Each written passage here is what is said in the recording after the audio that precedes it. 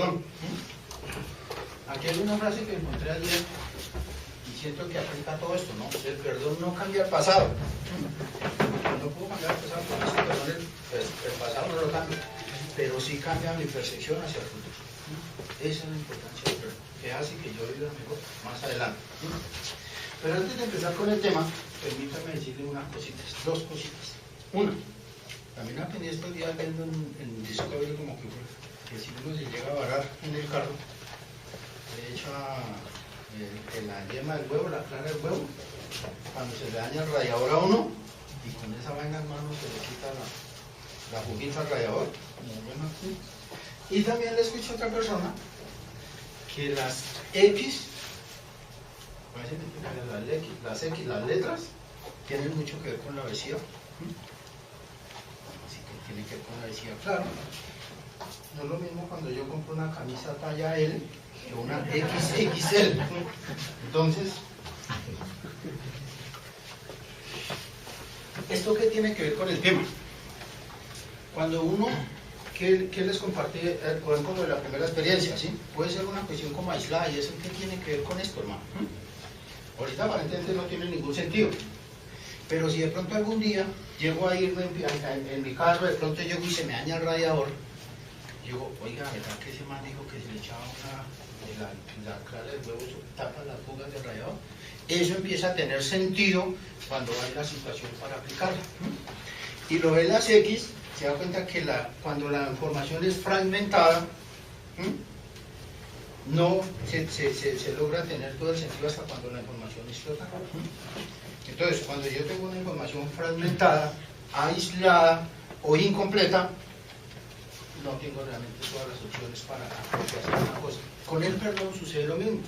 Si nosotros fragmentamos el perdón, a que sencillamente lo el perdón, como tal, sí, pero no vemos la relación que tiene el perdón con la vida íntegra, útil y feliz, no tiene todo el sentido que tiene el perdón. El perdón, si uno se pone a mirar, está dentro del paso cuarto al paso décimo. Ahí abarca perdón. Pero para eso primero he tenido que recorrer 3 pasos para encontrar un yo en mi corazón, hacer el inventario y empezar a mirar cómo hago para perdonar. Entonces, cuando empiezo realmente y tengo toda la información completa, me doy cuenta que tiene mucho más sentido el perdón. Entonces, eso es lo que les quiero compartir, compañeros. Entonces, empezar hablándoles de eso y de que cambiemos el pasado. Esta es una conclusión a la que yo personalmente he llegado después de hacer un trabajo con el perdón. O sea, esto no es que lo copié, no, esto es una decisión, es una cuestión, digamos, personal, una interpretación personal, lo mismo que les voy a compartir. No perdonar ni pedir perdón es una necedad. O sea, eso es una necedad, cuando yo no quiero ni perdonar ni pedir perdón. Perdonar o pedir perdón es una necesidad. Yo soy el que necesito perdón. O perdonar o pedir perdón. Y perdonar o pedir perdón tampoco es una virtud, porque uno cree que es la gran persona porque perdonó es amor, es amor. Por lo tanto necesito perdonar o pedir perdón para encontrar el verdadero amor. Solamente cuando sea capaz de perdonar o de pedir perdón, voy a encontrar lo que es realmente el verdadero amor. Y mi recorrido para llegar a esta afirmación es el siguiente, compañeros. Cuando mis compañeros me dijeron de este tema, dice en el capítulo 11, Dios constantemente te revelará más.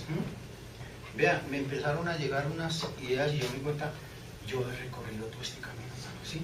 Pero necesito ponerlas por escrito. Entonces, esto que les voy a compartir de unas etapas que a nivel personal he sentido que tenemos con respecto al perdón, las entendí esta semana. Entonces, son las siguientes, compañeros. Entonces, son las etapas del perdón. Yo, primera etapa, ¿sí? Entonces, la primera etapa, compañeros, ¿sí? Es la necedad, ¿sí? La necedad, cuando yo no quiero perdonar. Decía antes, cierro mi mente y cierro mi corazón y yo no perdono, ¿sí? Y yo no quiero perdonar. Y me escudo, por ejemplo, en aquella cuestioncita de que hay que perdonar a los hermanos. Porque yo no quiero perdonar, ¿sí? ¿Y por qué yo no quiero perdonar? Y todo esto lo digo basado en mis experiencias con todo esto del perdón. Es el recorrido que he hecho. Entonces, ¿por qué yo no quiero perdonar? Porque cuando otra persona se equivoca, ¿Qué sucede en mi interior? Me siento superior o mejor que esa persona, porque él la embarró. Eso me da un sentimiento de superioridad. Y no lo perdono. ¿Por qué no lo perdono? Porque tengo una sensación de superioridad. Como tengo una sensación de superioridad y no perdono a esa persona, aparece otra dificultad. Siento que si voy a pedirle perdón a otra persona, voy a sentir lo mismo, me voy a sentir inferior. Me voy a sentir inferior porque como yo me siento superior cuando el otro se equivoca, pienso que me voy a sentir inferior cuando yo sea el que me equivoque. Y entonces descubro que cuando a mí se me dificulta perdonar, también se me dificulta pedir perdón.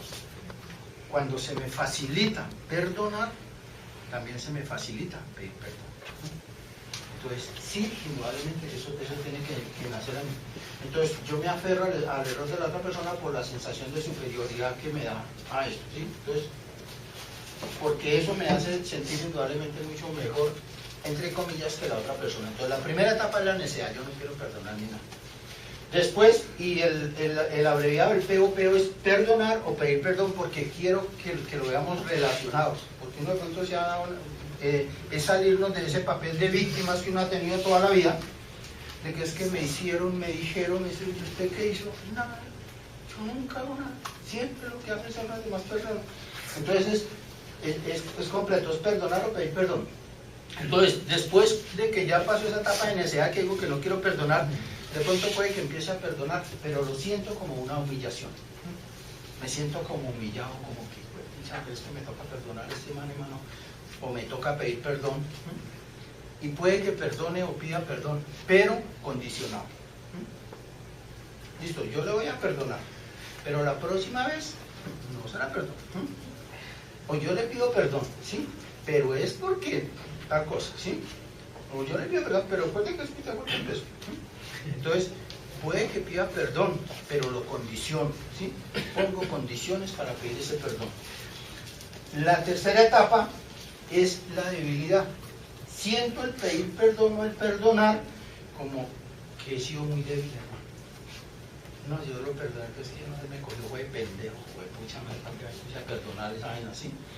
Y eso ahorita le pedí perdón a la mujer y eso de aquí para arriba se me la va a montar, hermano. Es que eso, le pido uno perdón y eso, pues madre, me agarran a la mujer de ahí para arriba. Entonces, siento que van a abusar de mi buena voluntad. Entonces, perdono o pido perdón, pero sin disfrutarlo, sin disfrutar eso, porque siento que lo estoy haciendo como una muestra de debilidad. Entonces, yo no disfruto el pedir perdón en esos términos, porque siento que estoy siendo muy débil, no estoy disfrutando realmente eso. La cuarta etapa, entonces ya lo veo como una virtud. Me siento la gran persona, porque es que lo perdoné. Entonces me creo muy especial, porque yo me perdoné a esta persona. Y si empiezo a compararme con las demás personas, se aumenta el problema del orgullo y de la prepotencia, porque es que yo sí lo perdoné. Ya, ¿usted cuándo me ha perdonado? ¿O quién le perdonaría eso? A ver, ¿quién le perdonaría eso? Entonces, me da una sensación de virtud, de ser la gran persona, porque perdono. Hasta ahí, digamos, es una etapa que yo he sentido que yo la viví antes de empezar a practicar el programa Alcohólicos Anónimos. Antes de empezar realmente a meterme en esos 12 pasos. Porque cuando empiezo realmente a meterme en esos 12 pasos, le entrego mi vida y mi voluntad al cuidado de un poder superior. Pero realmente entregarle mi vida y mi voluntad al cuidado de un poder superior. Realmente creer y confiar en él. Y hago sin miedo un inventario moral. Porque es que solamente cuando yo le he entregado mi vida y mi voluntad al cuidado de un poder superior, tengo un Dios dentro de mi corazón, puedo realmente empezar a hacer un inventario sin temor.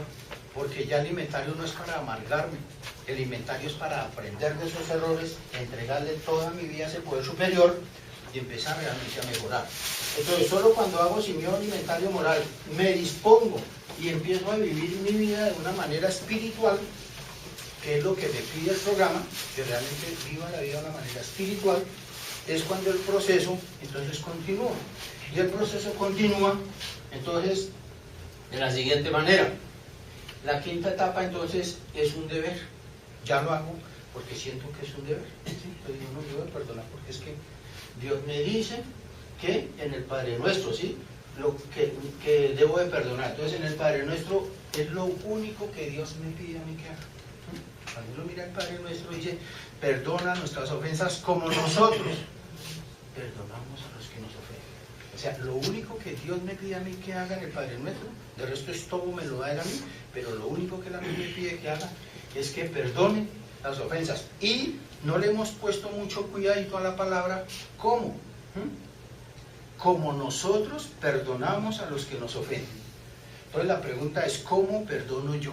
Porque Dios me va a perdonar como yo perdone a los que me ofenden. Entonces, si yo perdono de dientes para afuera, si yo perdono por conveniencia, si yo perdono porque toca, pues así me va a perdonar Dios.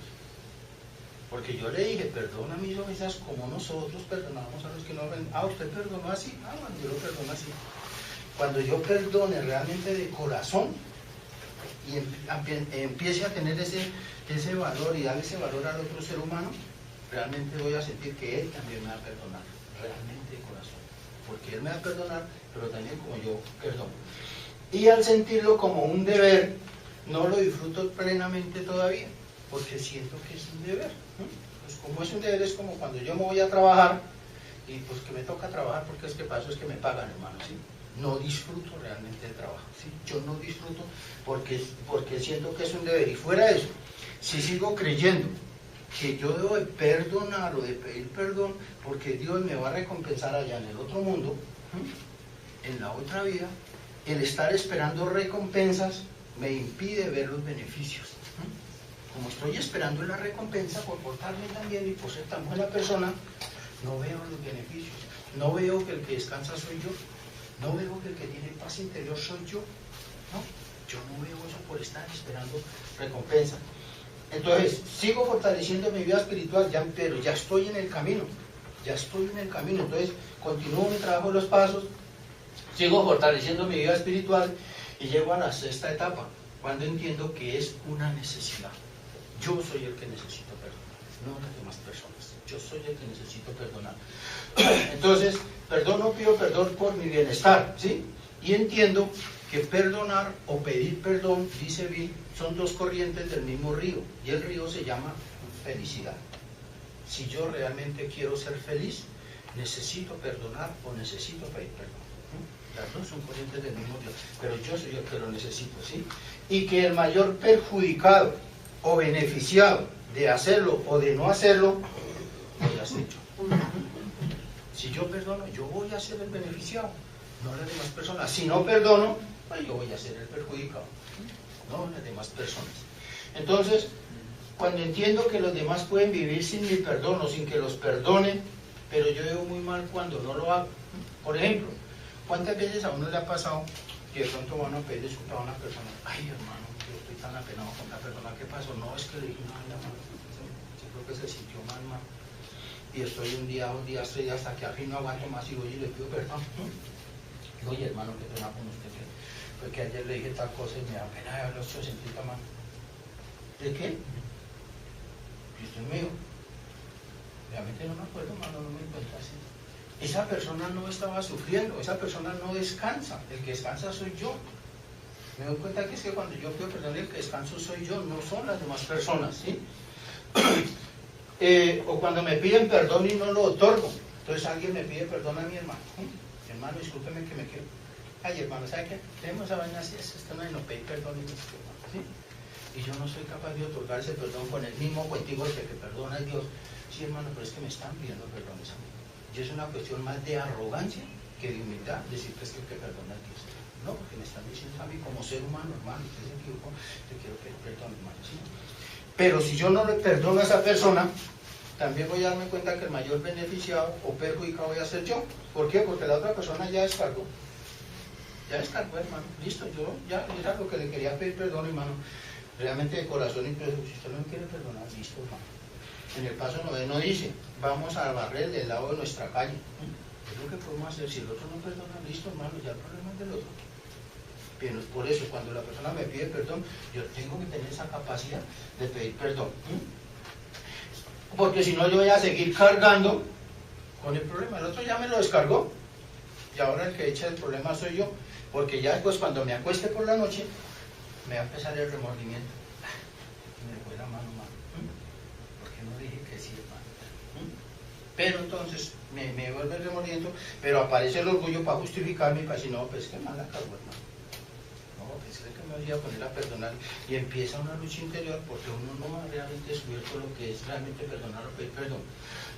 Y por todo esto, más que una virtud, es comprender que el perdón es una necesidad. Yo soy el que necesito perdonar, ¿sí?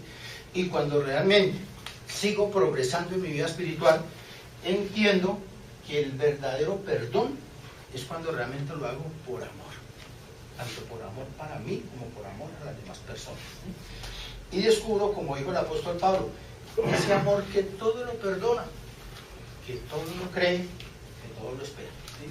Cuando siento plenamente en mi vida y vivo el amarás a tu prójimo como a ti mismo, créame que es espectacular y que uno muchas veces piensa. Hoy me decía un compañero de Ibagué que me llamó, que decía, podíamos hacer un tema del perdón porque la gente dice que eso de que amarás a tu prójimo como a ti mismo, que eso, ¿quién va a hacer eso? Decía, sí, eso sucede siempre. Cuando yo no creo en algo, yo no practico algo, creo que eso no existe. Pero el perdón y el verdadero amarás a tu prójimo como a ti mismo, yo hoy en día siento que estoy viviendo eso, de realmente amar a las demás personas, ¿no? Y créame que no es tan difícil como uno cree. Cuando uno realmente empieza a amar a las demás personas, empiezan a entender lo que es realmente el verdadero perdón. Y empiezo a perdonar o pedir perdón porque descubro y siento que el que más pide perdón, perdona o pide perdón, no es el más pendejo, no es el más débil, es el que más ama. Cuando uno realmente ama a una persona, uno es el que perdona. Cuando uno realmente ama a una persona, uno le pide perdón. No es cuestión de debilidad, no es cuestión de pendejo, es cuestión de amor. Que uno realmente ama a una persona y por eso uno va y le pide perdón, o por eso uno perdona a la persona, por amor. Realmente uno va a empezar a descubrir y a vivir el verdadero amor, el verdadero sentido del perdón cuando empieza a hacer esto. Cuando empiezo a amar lo mejor de los demás y no temer lo peor de ellos. Porque ¿por qué me pasaba eso? Porque hoy en día yo hablo mucho de esto. Porque como uno estaba viviendo la vida de una manera equivocada, y al revés, por eso dice que todos los 12 pasos van en contra de nuestros deseos naturales. Entonces, ¿qué es lo que normalmente uno hace? Mirar siempre los errores de los demás, siempre los errores de los demás, y partir, temer lo peor, ¿sí? ¿Y por qué temo lo peor? Porque tengo un concepto demasiado elevado de mi virtud y un concepto muy abajo de los demás. Entonces, siempre parto del principio de la mala fe, de la mala voluntad de los demás. Cuando alguien se equivoca, automáticamente lo relaciono con la mala fe, con la mala voluntad. Nunca me pongo a pensar, de pronto se equivocó. Yo hay una cuestión que siempre le digo a mis compañeros, me lo han escuchado hablar en intergrupos, yo siempre parto del principio de la buena fe de las personas. Hagan lo que hagan, debo partir del principio de la buena fe, de que todas las personas actúan de buena fe. Pero tengo que empezar a llegar, tengo que empezar a darme cuenta de que es cuando empiezo a amar lo mejor de los demás y no a temer lo peor de ellos. Porque si yo empiezo a temer lo peor de los demás, siempre miraré a los demás como enemigos, como personas con las cuales tengo que estar prevenido y no como personas con las cuales debo estar prevenido, porque están mirando las cosas al revés. Cuando entiendo las palabras, cuando una persona se equivoque, no te fijes tanto en el error, fíjate en la actitud posterior al error. ¿Por qué? Porque uno se equivoca una persona por cualquier cosa. ¿Y yo en qué me fijo? En el error. Vea, usted se parece que sí. Pero ¿cuántas veces yo me fijo en la actitud posterior? Que digo, yo por lo menos hoy en día me fijo mucho en eso, ¿sí? Una persona se puede equivocar y yo me puedo equivocar en cualquier cosa, ¿sí? Pero lo importante no es el error. Lo importante es cuál es la actitud posterior. Pero si después de que yo cometo un error, mi actitud es de arrogancia, de prepotencia, de imponer a las malas, pues de malas, hermano, esa es mi vida, si no pasa bien, si no también, digo, mala vaina, ¿sí? Pero si la actitud de la persona es, hermano, realmente siento que me equivoqué, hermano, discúlpeme, hermano, véanle de todo corazón, hermano, yo me equivoqué, sí, y veo que la persona tiene aceptación, que la persona tiene ese deseo de cambio, que la persona realmente tiene la buena disposición para enmendar, hermano, eso es lo que vale para mí. Hoy en día realmente lo que vale es lo que sucede después del error, no en el error. Pero le reitero, ¿por qué yo me quedo en el error? Porque eso me hace sentir superior y mejor que la otra persona. Aunque la relaja uno que no es así. Entonces estamos en la etapa de por amor. Cuando realmente pido el perdón o no lo otorgo, para encontrar toda la esencia del verdadero perdón, que no es cuando realmente pido el perdón o lo otorgo, es cuando empiezo a encontrar la verdadera esencia de lo que es el verdadero perdón. No es perdonar para olvidar. No, yo nunca podría olvidar todas las cosas que viví, pero sí puedo perdonar para aprender a recordar sin dolor. Yo hoy en día, y entiende uno, cuando realmente uno perdona el corazón y empieza a recordar sin dolor, es cuando entiende la cuarta promesa. No nos lamentaremos por el pasado, ni desearemos cerrar la puerta que nos lleva a él. ¿Por qué? Porque ya no me lamento por el pasado. Haya sido lo que ha sido, yo ya arreglé las cosas con mi pasado, yo no tengo por qué lamentarme por eso. Y cuando sea necesario lo saco para compartir y para mostrar realmente todas las bendiciones que me ha traído ese perdonar. Cuando aprendo a ir con las mejores relaciones humanas, tanto conmigo mismo como con los demás, al no vivir solo en una base de exigencias de perfección, ni en mí, ni en los demás. Porque cuando yo aprendo a perdonar o a pedir perdón, ya dejo de tener esas exigencias de perfección, tanto en mí como en los demás. Porque ya me doy cuenta que como ser humano cometeré errores. De pronto en menor cantidad que antes, pero también me voy a equivocar. Y cuando yo tenga la disposición, por eso en el paso 10 dice, continuamos haciendo nuestro inventario personal y cuando nos equivocábamos lo admitíamos inmediatamente. Inmediatamente, no dice que nunca me voy a volver a equivocar. No, me dice cuando se equivoca, corríjalo, hermano. ¿El proceso cuál es?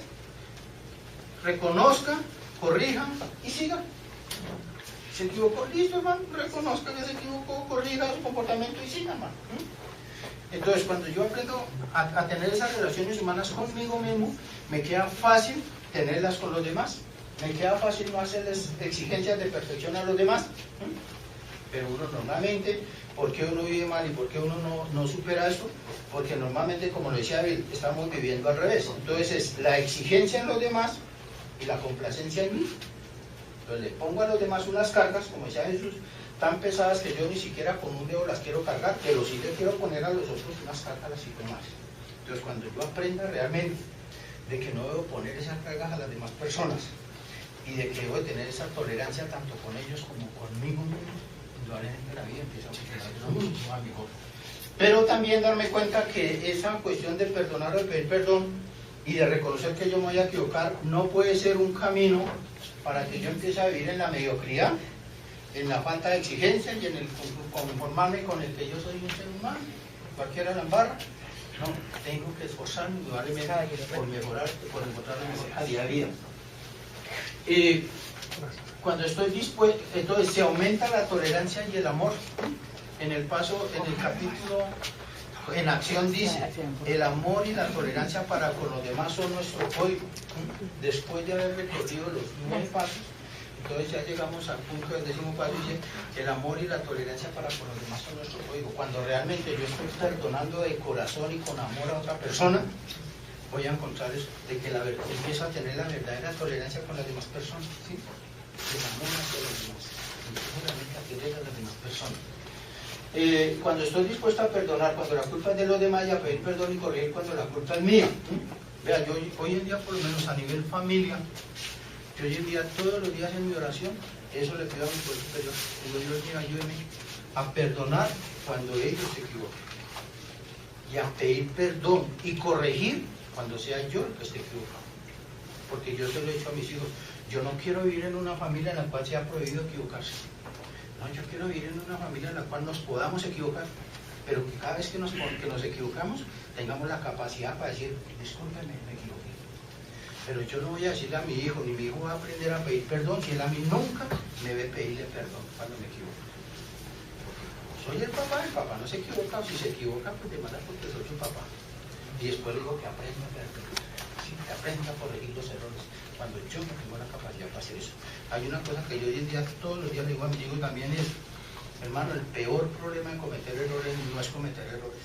El peor problema de cometer errores es no aprender de ellos. Yo hoy en día le doy gracias a Dios por los errores, porque yo hoy en día lo que vivo, lo que he descubierto, las bendiciones que Dios me ha dado, todas han partido de un error, de un fracaso, de un sufrimiento, de una equivocación.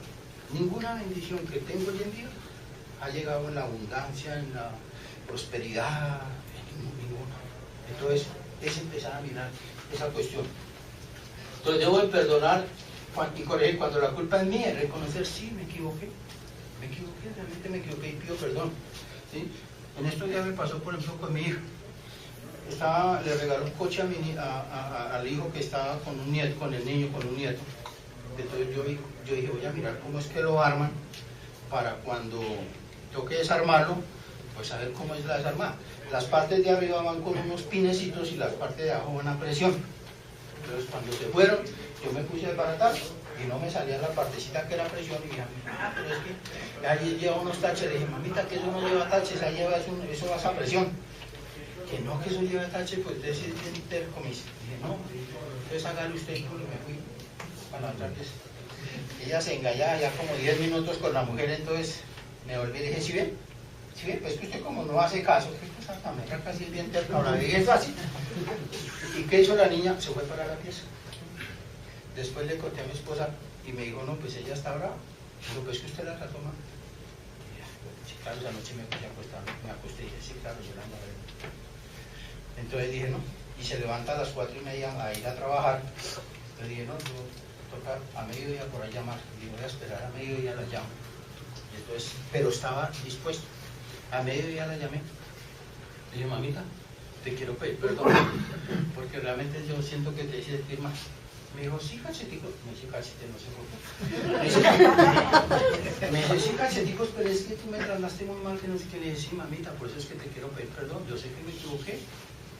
Me dijo, sí, pero es que no era la actitud. Le dije, sí, mami, pues yo te estoy pidiendo perdón. Si eso me equivoqué, no, disculpa. Y se acabó la situación.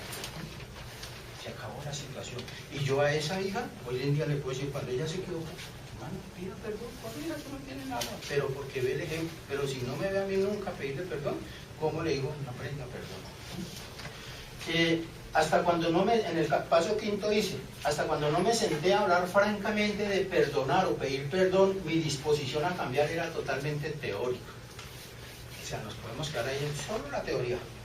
Lo bacano que suena eso, lo bonito que suenan los pasos y la práctica. Y ve allí uno no se da cuenta de una cuestión, se vuelve como un círculo, o de crecimiento o de crecimiento, ¿sí? O sea, si yo no practico, no entiendo. Y si no entiendo, no practico. Cuando yo empiezo a practicar, entiendo más. Entre más entiende, más practica, ¿sí? Y empieza a facilitarse a uno muchísimo más el proceso de camino del programa. Todo esto se puede resumir con una parte de un disco que a mi parecer es de lo mejor que he escuchado con relación al perdón.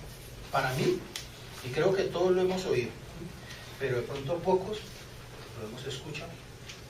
Oír es una cosa, escuchar es otra muy diferente, ¿sí? Y siento, para mí ese disco es espectacular y siento que refleja lo mejor que hay con respecto al perdón. De pronto lo han escuchado todos, pero si no lo han escuchado, se lo recomiendo. Se llama Te Perdoné, de Jorge C. León, ¿sí? Y la estrofa que a mí más me encanta dice, te quiero decir que tu error no es más grande de lo que te quiero. ¿Y cómo lo grafico yo? Digamos, miramos la siguiente manera. El perdón, el error es un círculo, digamos, de 10 centímetros. El amor también, digamos, que es de 10 centímetros. ¿Qué sucede cuando la otra persona se equivoca? Automáticamente el error es así igual de grande, ¿sí? Pero ¿yo qué hago? Achico mi amor. Entonces ya mi amor es de 8 centímetros, o de 7, o de 6, o de 5, porque cada vez achico el amor. Y es que me hizo, y es que me hizo, y es que me hizo. Y como cada vez achico mi amor, el error se ve más grande. Pero cuando yo empiece a mirar el error de la persona y en vez de achicar mi amor, agrande mi amor, que es lo que me dice esa letra de la canción, ¿sí? Cuando yo agrande mi amor, diga, Dios mío, voy a agrandar mi amor. Entre más grande sea mi amor, el error será más pequeño. Debo de agrandar mi amor para que el error se vea pequeño, ¿sí?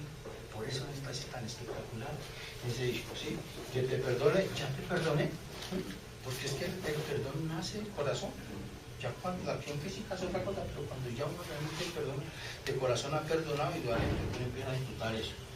Entonces, sigamos. Entonces, estas son las etapas digamos que yo siento que he recorrido para llegar a sentir ese perdón realmente con amor. Pero no hay otras cositas que me han enseñado. Lecturas, enseñanzas y experiencias para aprender a perdonar. Entonces, por ejemplo, de las primeras que yo aprendí fue la siguiente. Le pregunta a una persona, ¿usted a quién le tiene resentimiento? Yo al señor Pérez. ¿Quién es el señor Pérez? Mi jefe. ¿Y por qué le tiene resentimiento? Ese es un hijo de pucha que no hace sino tratarme mal y hacerme humillarme y no me paga nada y es un desgraciado que no sé qué. ¿Y usted sabe ahorita dónde está el señor Pérez? A mí qué me importa dónde esté ese desgraciado que no sé qué. ¿Y usted cree que el señor Pérez está sufriendo porque usted está así?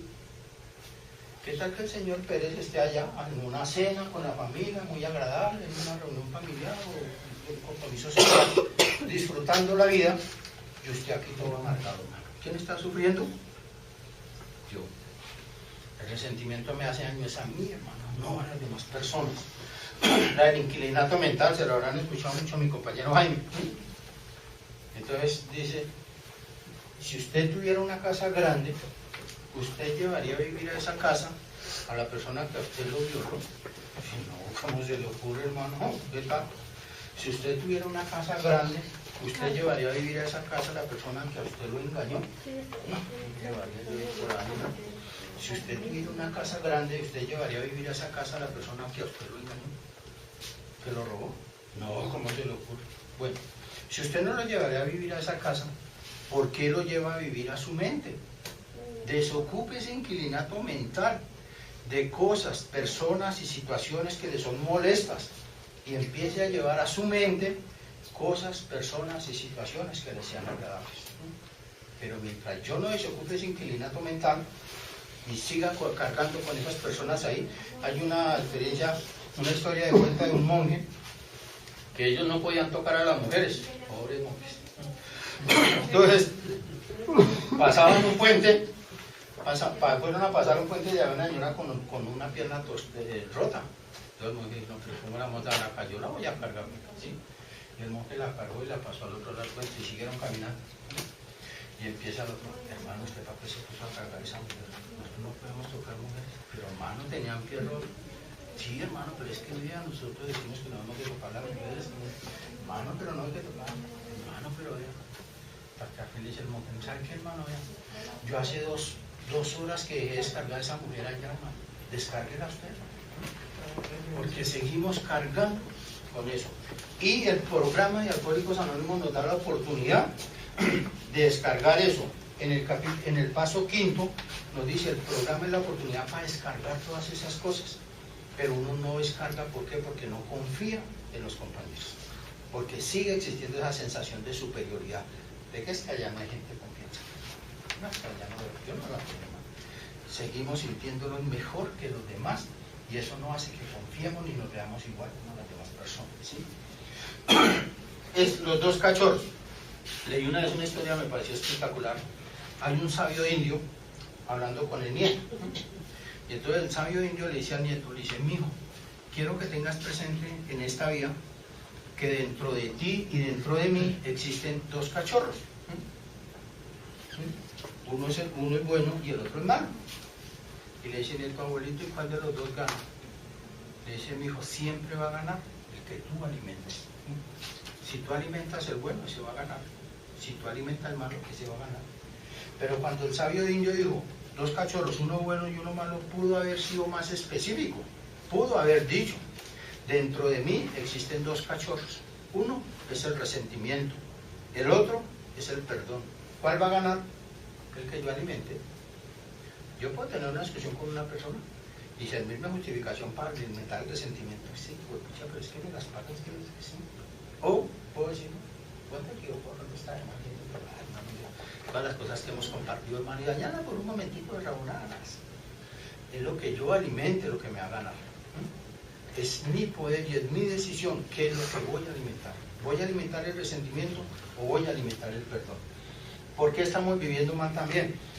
Les reitero, el programa de Alcohólicos Anónimos, cuando nos dice que todos los pasos van en contra de nuestros deseos, es natural y es real. estamos escribiendo al revés. ¿Y qué es escribir al revés? La historia es la siguiente. Van dos amigos, se fueron de excursión para la selva. En el transcurso de la excursión resultaron discutiendo. Que uno cogió, le cascó al otro. El hombre todo adolorido, llega y coge un pedacito de madera y escribe en la arena, ¿no? Hoy mi amigo me pegó. Y siguieron. Más adelante llegó el hombre y se resbaló y quedó colgando al borde de un precipicio. Entonces el otro dijo, no, pues yo tampoco le voy a dejar morir, hermano. El marido se amarró y aún arriesgando su propia vida, va y lo rescata. Cuando él lo rescata, saca un cincelito y escribe en una roca, hoy mi amigo me salvó la vida. Cuando él vio eso, le dice, oiga hermano, ¿por qué el día que yo le pegué, usted escribió eso en la arena y por qué hoy usted escribe eso en la roca? Y le dice al amigo, es que yo hace muchos años aprendí que las cosas malas se deben de escribir donde se borren fácilmente y las cosas buenas donde nunca se borren. ¿Cuál es el problema? Que escribimos al revés.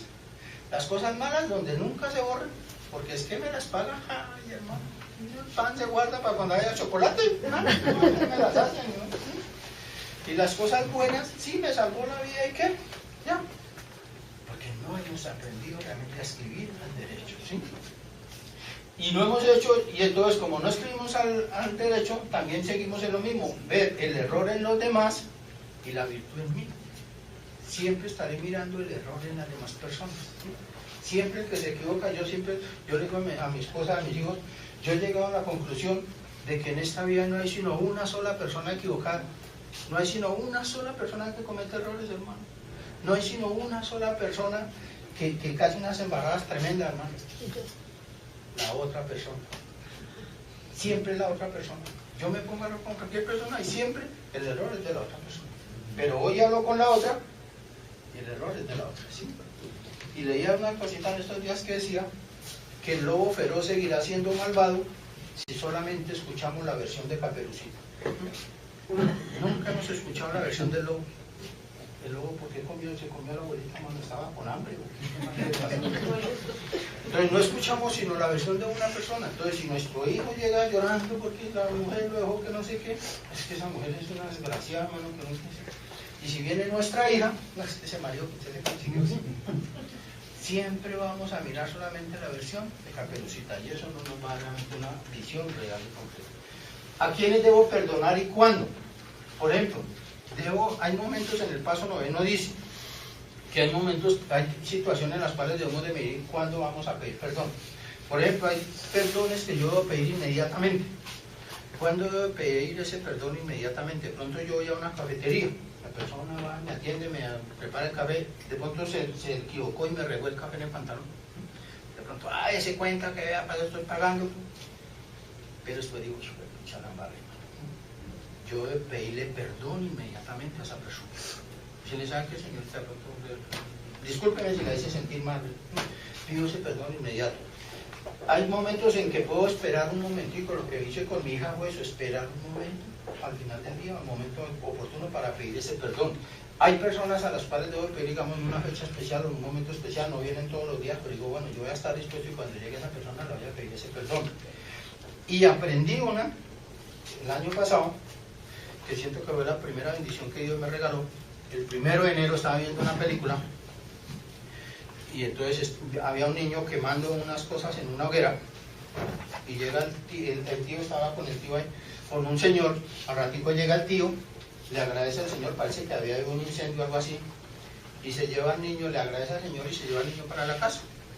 El niño como a las 12 de la noche no podía dormir y se levanta y empieza a escribir algunas cosas en los papeles y a quemarlos. Se levanta el tío y le dice, hijo, ¿qué estás haciendo? Digo, no, es que no puedo dormir. Digo, ¿y qué estás haciendo? Digo, no, es que nosotros con Mike, el amigo había muerto en el incendio y habíamos quedado que el primero que llegara al pueblo le iba a contar al otro cómo era el pueblo. Y le estoy pidiendo perdón a mi mamá, pues la mamá también había fallecido, le estoy pidiendo perdón a mi mamá porque le dije unas cosas que la hice sentir mal. Y le dije, ¿tú cómo haces eso?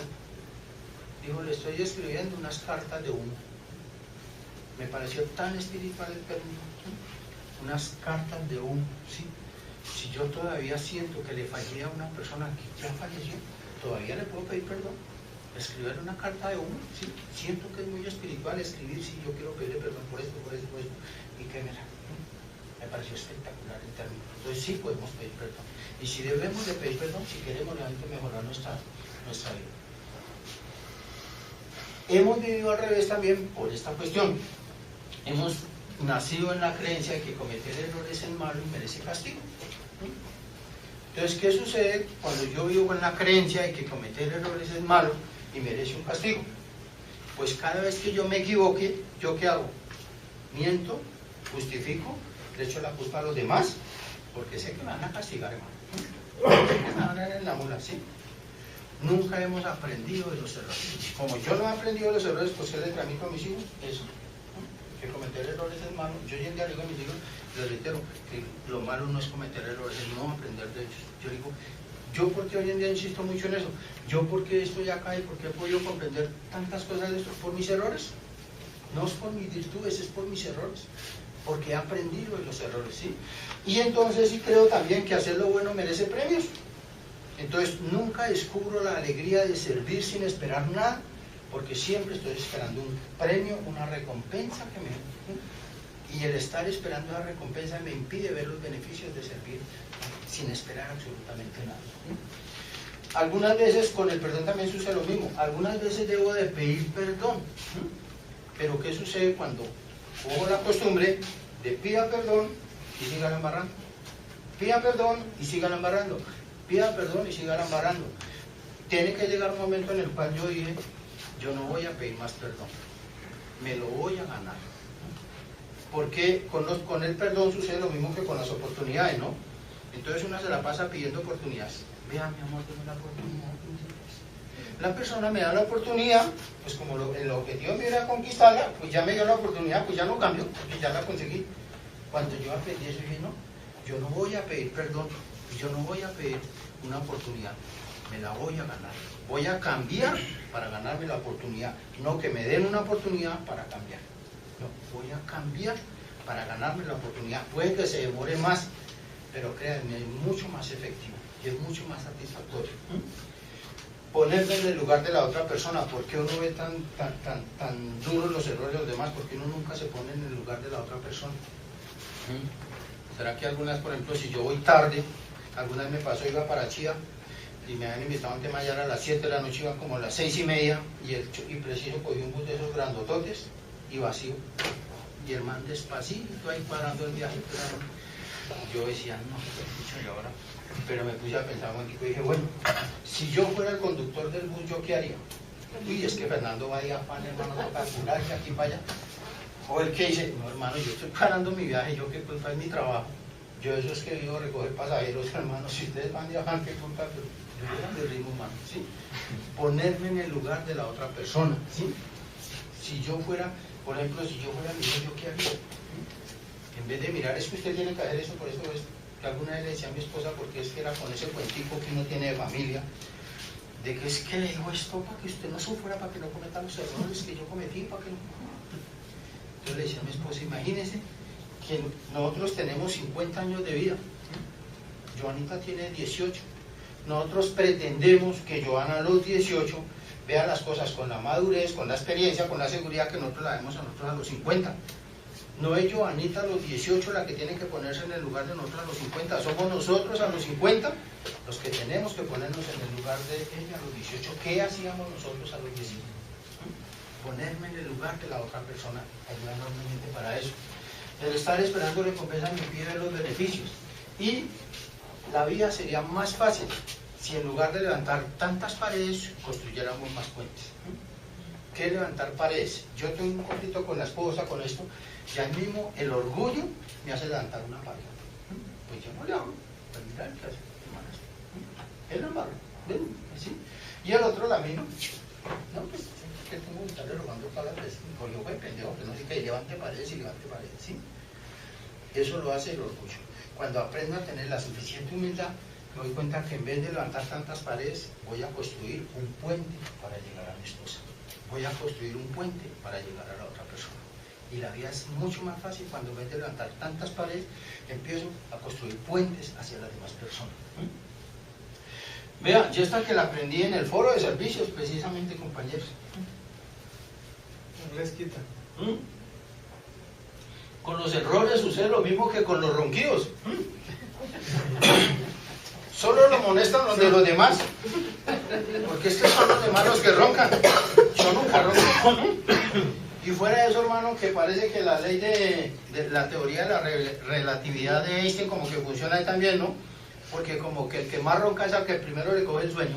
Oiga, yo ronco, pero entonces, no sí, por eso. Entonces, había un compañero que roncaba enormemente en esa imagen, habíamos 7 en la pieza. Y ese roncaba, ese man allá. Pero que escuchábamos a él, ¿sí? Pero cuando a mí me cogió el sueño, ¿acaso yo me escuchaba cuánto roncaba? No, a mí me molesta el ronquido del otro, pero porque lo escucho, pero nunca me escucho el mío. Eso sucede con los errores.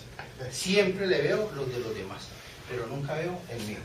Gracias a Dios, por ejemplo, al otro día lo tomamos muy deportivamente. Un compañero de todos los que estábamos ahí éramos todoterreno, y llegó uno y dijo, pues hermano, con esa roncadera yo estaba durmiendo un ratico que me cogió el sueño y me soñé que era que había llegado en moto y se me había quedado la moto prendida.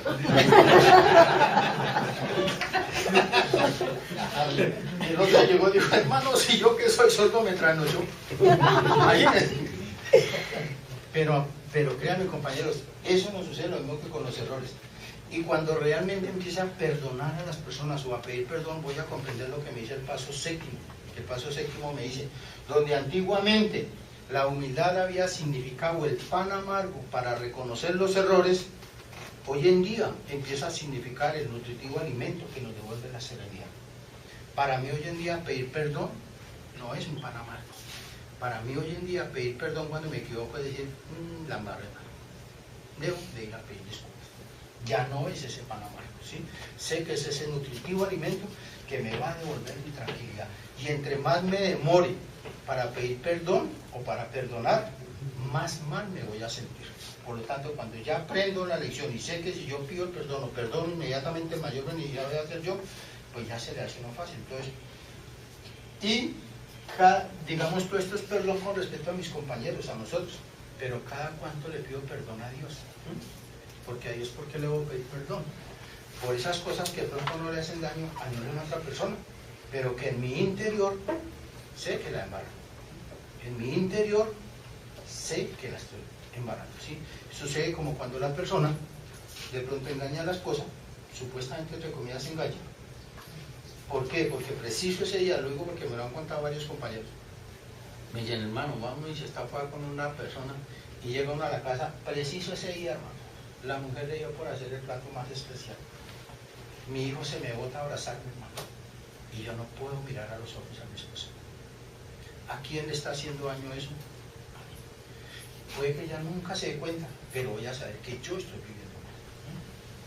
Y por eso pedirle perdón a Dios, porque tal vez hay cosas que no se dan cuenta las demás personas, pero a mí me ponen a ir muy mal.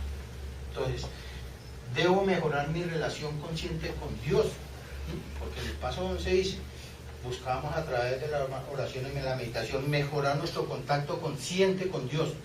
La pregunta sería, ¿cuántos de nosotros conscientemente, digamos, sentimos que este año hemos mejorado la relación con Dios? ¿O seguimos con la oración de cuando llegamos? ¿O seguimos sintiendo ese Dios lejano por allá, que como que suena como algo de quién sabe si funcionará o no funcionará? Y no lo sentimos realmente dentro de nuestro corazón.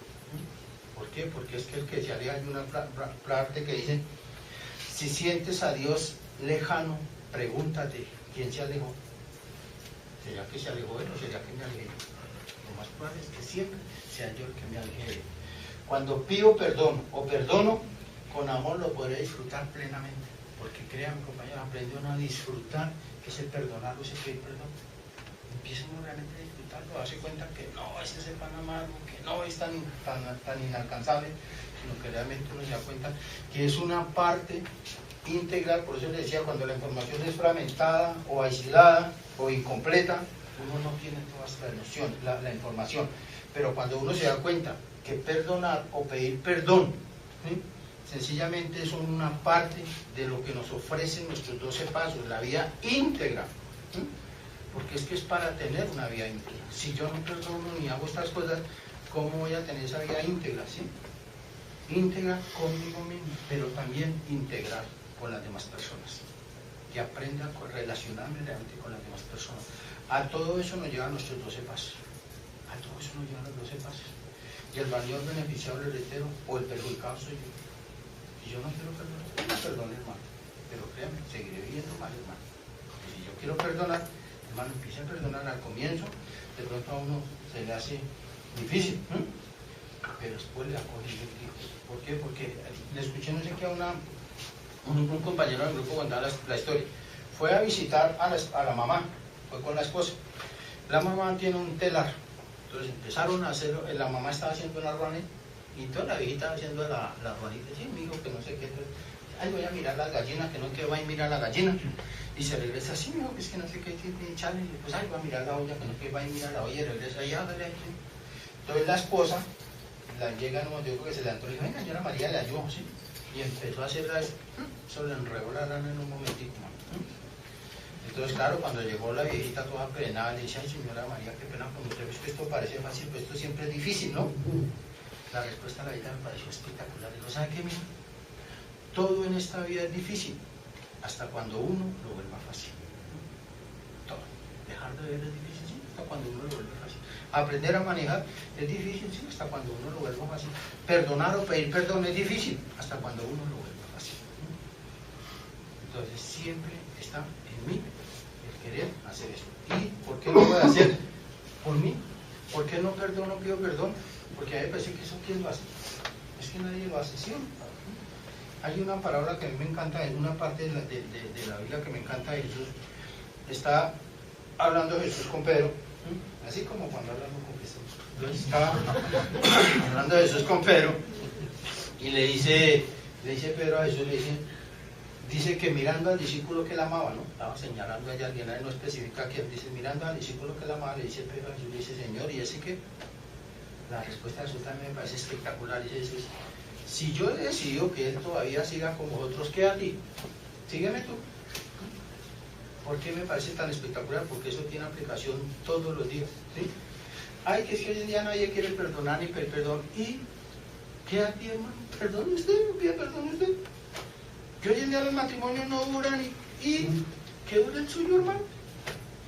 Que hoy en día nadie quiere practicar los 12 pasos y practíquelos usted. Que hoy en día todo el mundo se roba el sueldo y no se lo robe usted. Entonces, cuando yo dejé de mirar si los demás lo hacen o no lo hacen para empezar a hacerlo yo, todas estas cosas funcionan, compañeros. Porque créanme, todo esto que les he compartido el día de hoy no es teoría. Todas esas cosas las vivo.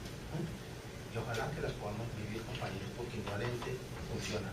Y a eso nos invita el programa Alcohólicos Anónimos, a tener la vida íntegra, útil y feliz, porque se alcanza.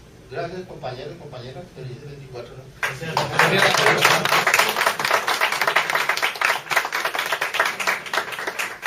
Muchas gracias, compañero Fernando, por su intervención en este primer día de aniversario de nuestro grupo comité. Y tengo dos compañeros nada más. Bueno, normalmente a esta hora pues en el grupo comité también hacemos nuestra tercera tradición, pero hoy pues la obviamos por cuestiones lógicas. Creo que todos quienes estamos aquí somos compañeros de la comunidad, entonces pues la obviamos. Compañero Roberto T. Gracias, buenas noches, mi nombre es Roberto T y soy enfermo alcohólico. Mi costilla dice que me perdona pero que no olvida. Yo siempre me mantiene diciendo 51 años.